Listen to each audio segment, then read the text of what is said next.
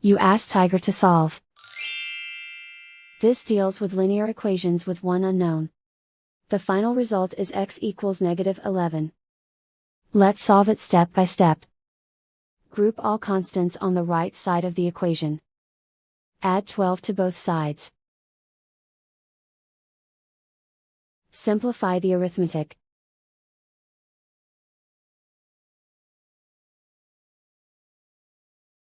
Isolate the x. Divide both sides by -4. Cancel out the negatives. Simplify the fraction. Move the negative sign from the denominator to the numerator. Find the greatest common factor of the numerator and denominator.